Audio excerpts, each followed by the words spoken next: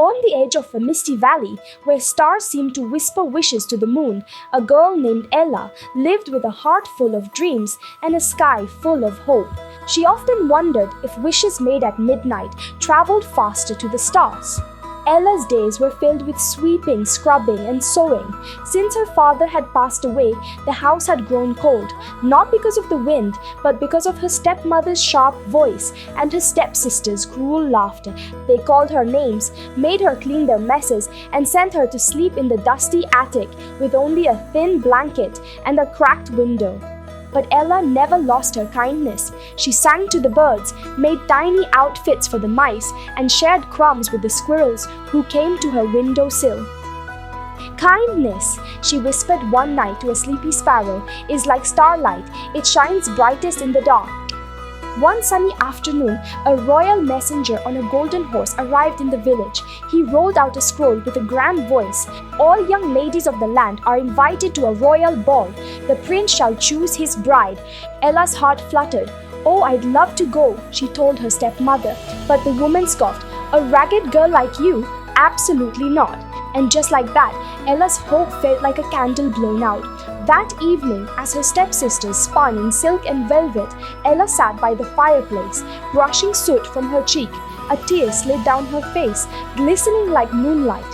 Suddenly, the room filled with a warm, glowing light. "Why are you crying, dear child?" asked a voice as soft as clouds. Ella turned. A beautiful woman with silver hair and a gown made of stardust stood smiling. "I'm your fairy godmother," she said, eyes twinkling. With a flick of her wand, a pumpkin became a golden carriage. Mice turned into dashing horses. Ella's dress shimmered into soft blue silk that sparkled like the night sky. Glass slippers as clear as icicles appeared on her feet.